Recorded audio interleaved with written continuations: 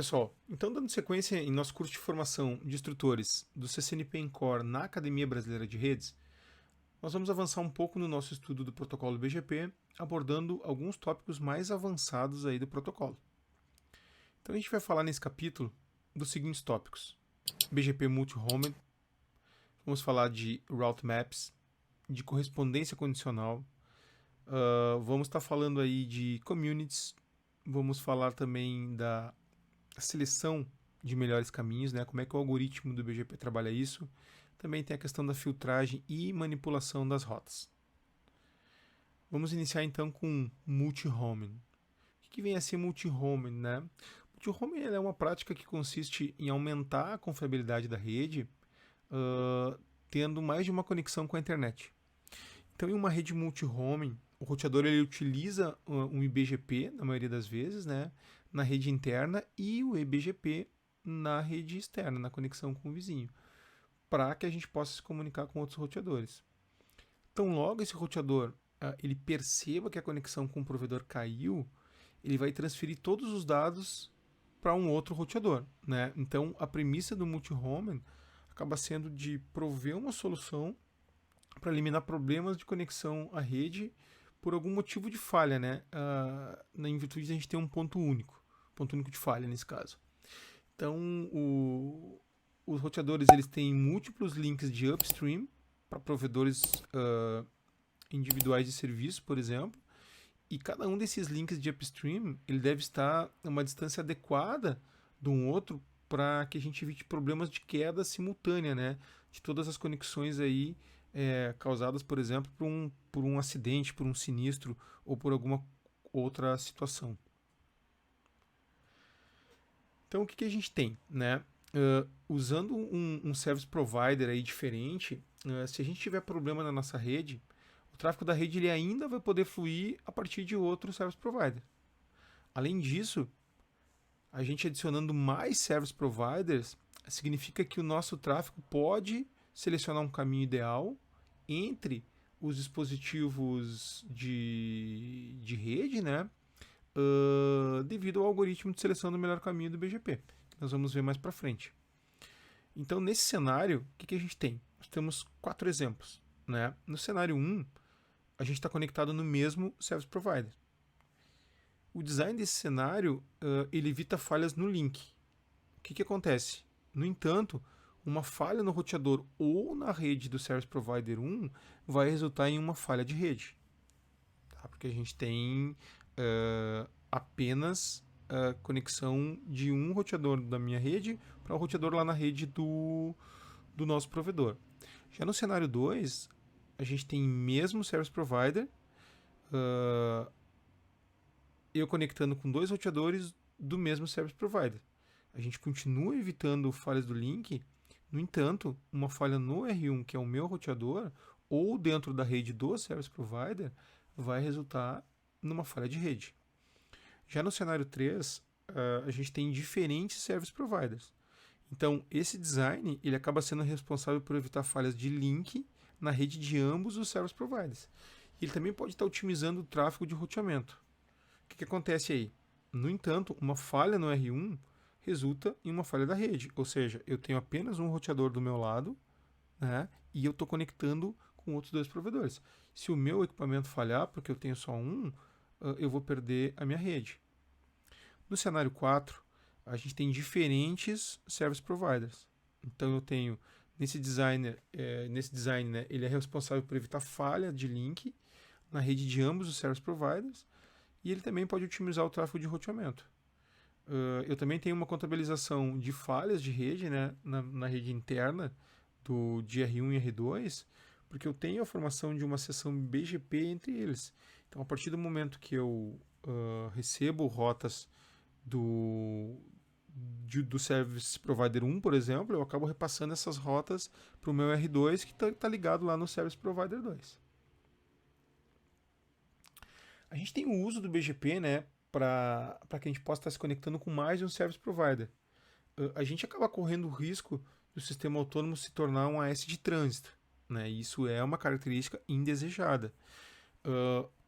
Um usuário que se conecta, por exemplo, às rotas do Service Provider 3, que está lá no AS300 através da rede corporativa do AS500 para chegar a um servidor que está conectado ao Service Provider 400, a gente tem o ASPF é muito menor do que passar pelas redes do Service Provider 1 e do Service Provider 2. Então, por exemplo, a rede que o AS500 aqui está fornecendo, ele acaba fornecendo um roteamento de trânsito, né, para todos na internet. Então a gente acaba fazendo esse percurso, né, que é um percurso indesejado, porque esse roteamento de trânsito pode estar saturando os nossos links dos peers, né? Então eu posso saturar esses links aqui, ó, dessas conexões, porque eu estou usando os meus recursos de uma forma não planejada, né? Então, em vez da gente usar uma política de roteamento padrão aqui, o roteamento de trânsito pode ser evitado aplicando políticas de rotas do BGP, né? Políticas de saída que vão permitir apenas que rotas locais, por exemplo, sejam anunciadas para outros sistemas autônomos. Então a gente acaba evitando essa questão do trânsito, que é uma questão bem delicada.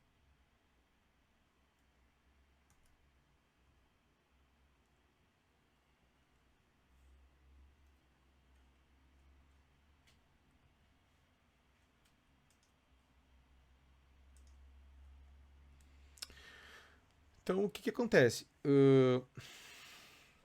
A gente tem um outro cenário, dando sequência, né?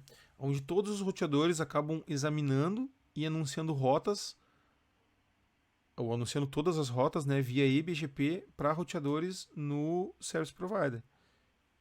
Deixa eu limpar aqui. Então todos os roteadores definem por exemplo, uma local preference, né, que nós vamos ver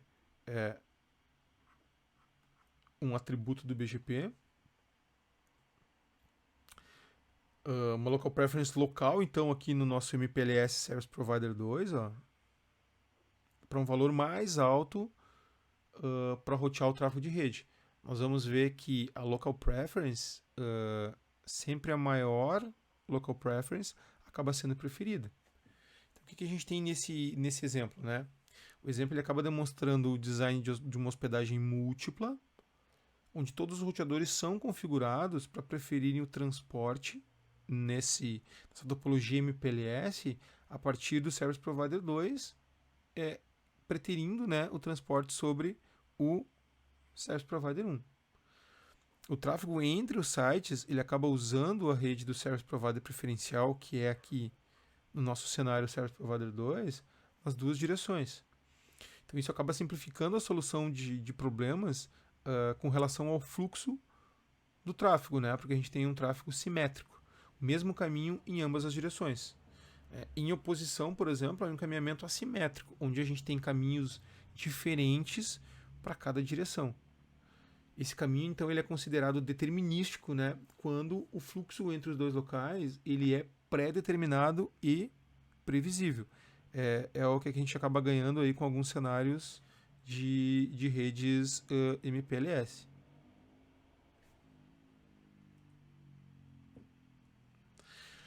Seguindo, então, a gente tem essa questão do trânsito, né? Então, nesse exemplo, a gente tem uma demonstração de um cenário de falha com o roteador R41, tá? Que está aqui o R41, da nossa filial, né? Que está fornecendo conectividade de trânsito entre o site 3 e o site 5, tá? Então eu tenho o quê? O meu site 3 aqui, o site 5, e o R41 ele está servindo como trânsito, ó. A conexão passa por ele, né?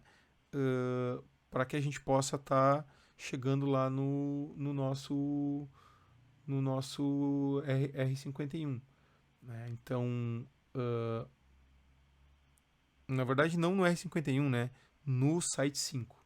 Tá? Então, esse trânsito ele não é planejado e acaba apresentando alguns problemas, né? Como, por exemplo, o circuito do roteador de transporte pode ficar saturado. Então, a gente tem um link aqui, ó, muito utilizado, né?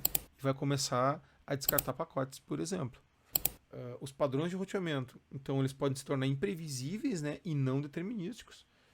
Nesse cenário especificamente, a comunicação do R31 ele pode fluir através do R41, mas o tráfego de retorno ele pode seguir um outro caminho, né? A gente está falando de rede MPLS, então eu posso ter aqui um LSP, né, que é um caminho pré-determinado, né, um label suited path, que ele pode ter um sentido de ida e pode ter o sentido de volta, né, o que a gente chama de downstream e upstream. Então, o R31, né, pode fluir através do R41, conforme nós falamos, mas o tráfego de retorno ele pode seguir um caminho diferente.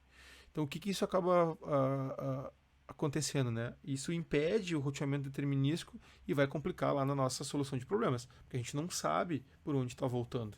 Né? Então, nesses ambientes multi-homen, o ideal é que eles sejam configurados para que os roteadores da filial não possam atuar como roteador de trânsito. É o problema que nós vimos lá na lâmina anterior. O roteador de trânsito, ele pode... podemos evitar, né, que os nossos roteadores sirvam como trânsito, configurando então uma filtragem de rotas de saída em cada site aí da nossa filial. Os sites das filiais eles não vão anunciar o que eles aprendem na WAN, né, nas conexões WAN, mas eles vão anunciar somente as redes voltadas para a LAN, né, as redes internas.